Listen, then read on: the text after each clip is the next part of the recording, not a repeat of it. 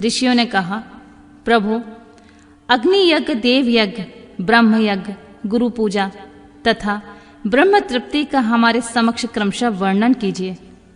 सूत जी बोले, महर्षियों, गृहस्थ पुरुष अग्नि के सायंकाल और प्रातःकाल जो चावल आदि का द्रव्य में आहुति देता है उसी को अग्नि यज्ञ कहते हैं। जो ब्रह्मचर्य आश्रम में स्थित है उन ब्रह्मचारियों के लिए समिधा का आधान ही अग्नि यज्ञ है। वे समिधा का ही अग्नि में हवन करें। ब्राह्मणों, ब्रह्मचर्य आश्रम में निवास करने वाले द्विजों का जब तक विवाह न हो जाए और वे उपासना अग्नि की प्रतिष्ठा न कर ले तब तक उनके लिए अग्नि में समिधा की आहुति, व्रत आदि का पालन तथा विशेष यजन आदि ही कर्तव्य है। उनके लिए यह अग्नि यज्ञ है। द्विजों, जिन्होंने ब्रह्मा अग्नि को विसर्जित करके अपनी आत्मा में ही अग्नि का आरोप कर लिया है, ऐसे वानप्रस्थियों और सन्यासियों के लिए यही हवन या अग्नि यज्ञ है। और वे विहित समय पर हितकर, परिमित और पवित्र अन्न का भोजन कर लें। ब्राह्मणों, सायंकाल अग्नि के लिए दी हुई आहुतियां संपत्ति प्रदान करने वाली होती हैं, ऐसा जानना चाहिए। और प्रातःकाल सूर्य देव को दी हुई आहुति आयु की वृद्धि करने वाली होती हैं। यह बात अच्छी तरह समझ लेनी चाहिए। दिन में अग्निदेव सूर्य में ही प्रविष्ट हो जाते हैं, अतः प्रातःकाल सूर्य को दी हुई आहुति भी अग्नि यज्ञ के ही अंतर्गत है। इस प्रकार यह अग्नि यज्ञ का वर्णन किया गया है। इंद्र आदि समस्त देवताओं के उद्देश्य से अग्नि में जो आहुति दी जाती है उसे देव यज्ञ समझना चाहिए। इस थाली पाक आदि यज्ञों को देव यज्ञ ही मानना चाहिए। लौलिक यज्ञ में प्रतिष्ठित जो चूर्णकर्णन आदि संस्कार निमित्तिक हवन कर्म हैं, उन्हें भी देव यज्ञ के अंतर्गत ही जानना चाहिए।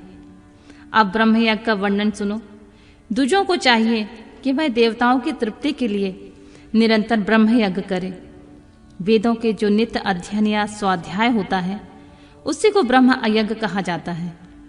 प्रातः नित्य कर्म के अनंतर सायंकाल तक ब्रह्म यज्ञ किया जा सकता है। उसके बाद रात में इसका विधान नहीं है। अग्नि के बिना देव यज्ञ कैसे संपन्न होगा, इसे तुम लोग बड़ी श्रद्धा से और आदर पूर्वक सुनो। सृष्टि के आरंभ में सर्वज्ञ, दयालु और सर्वसमर्थ महादेव जी ने समस्त लोगों को उपकार के लिए वारों की कल्पना की और वे भगवान शिव संसार रूपी रोगों को दूर करने के लिए वैद्य हैं, सबके ज्ञाता तथा समस्त औषधों के औषध हैं। उन भगवान ने पहले अपने वार की कल्पना की जो आरोग्य प्रदान करने वाला होता है। तत्पश्चात अपनी माया शक्ति का वार बनाया जो संपत्ति प्रदान करने वाला होता है। जन्म काल में दुर्गतिग्रस्त बालक की रक्षा के लिए उन्होंने कुमार के वार की रचना की। तत्पश्चात सर्वसमर्थ महादेव ने आलस्य और पाप की निवृत्ति तथा समस्त लोगों के हित करने की इच्छा से लोक रक्षक भगवान विष्णु का वार बनाया। इसके बाद सबके स्वामी भगवान शिव ने पुष्टि और रक्षा के लिए आयुकर्ता त्रिलोकष्टा परमेष्टि ब्रह्मा का आयुष कारक वार बनाया जिससे संपूर्ण जगत के आयुष की सिद्धि हो सके। इसके बाद तीनों लोकों की वृद्धि के लिए पहले पुण्य पाप रचना हो जाने पर उनके करने वाले लोगों को शुभाशुभ फल देने के लिए भगवान शिव ने इंद्र और यम के वारों का निर्माण किया। ये दोनों वार क्रमशः भोग देने वाले तथा लोगों को मृत्यु भय से दूर कराने वाले हैं।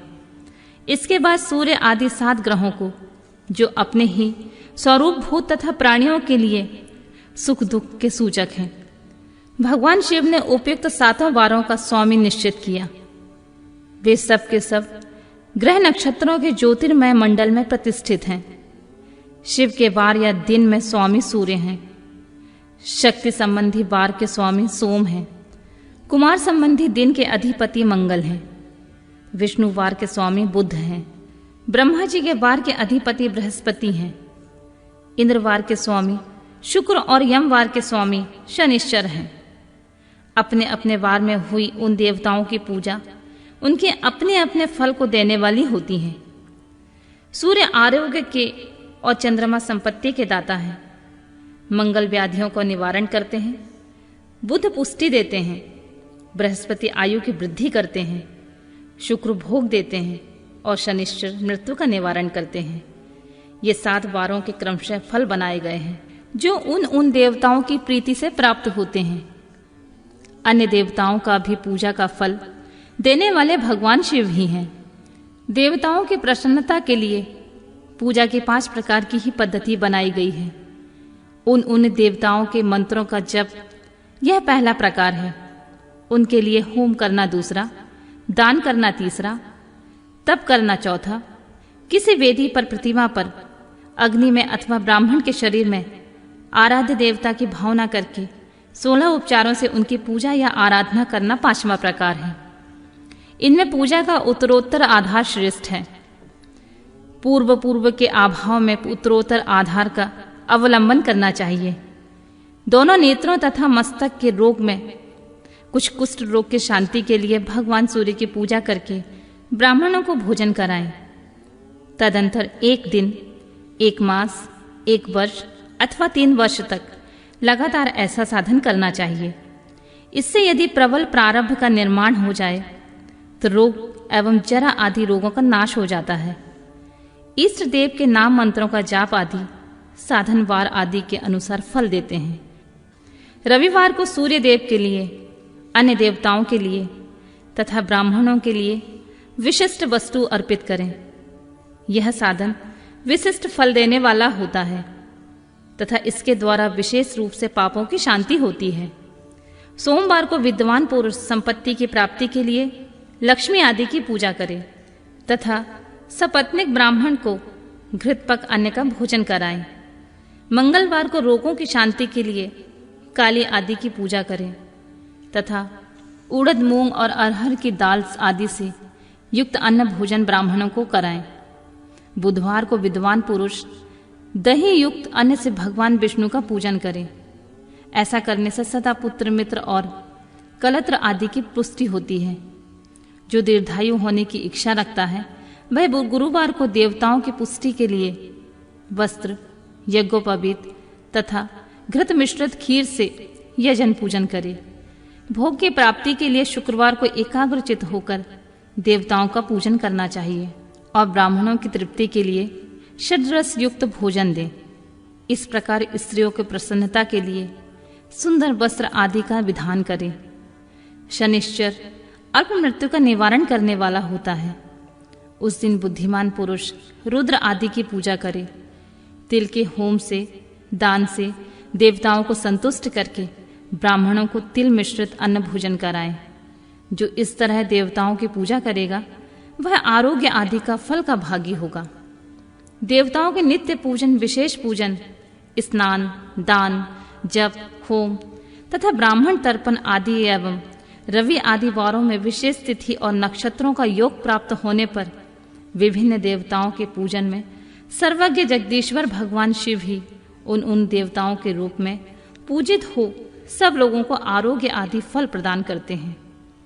देश, काल, पात्र, द्रव, श्रद्धा और लोकों के अनुसार उनके तारतम्य क्रम का ध्यान रखते हुए महादेव जी आराधना करने वाले लोगों को आरोग्य आदि का फल देते हैं।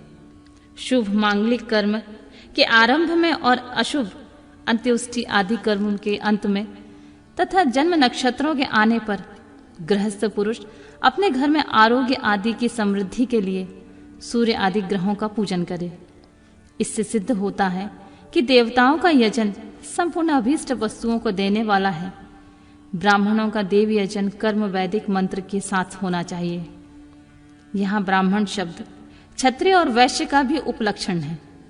शूद्र आदि दूसरों का देव यज्ञ तांत्रिक विधि से होना चाहिए।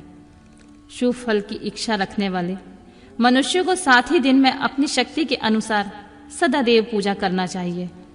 निर्धन मनुष्य तपस्या, व्रत आदि का कष्ट सहन आदि द्वारा धनी धन के द्वारा देवताओं की आराधना करे।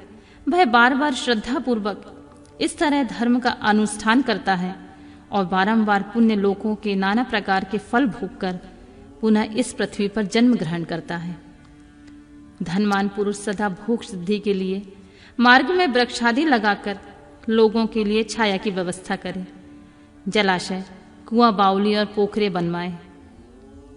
वेद शास्त्रों की प्रतिष्ठा के लिए पाठशाला का निर्माण करें तथा अन्य प्रकार से भी धन का संग्रह करता रहे। धनी को यह सब कार्य सदा ही करते रहना चाहिए। समय अनुसार पुण्य कर्मों की परिक्रमा से अंतःकरण शुद्ध होने पर ज्ञान की सिद्धि होती है। द्विजो, जो इस अध्याय को सुनता, पढ़ता अथवा सुनने की व्यवस्था करता है, उसे देव यज्ञ का फल भी प्राप्त होता है।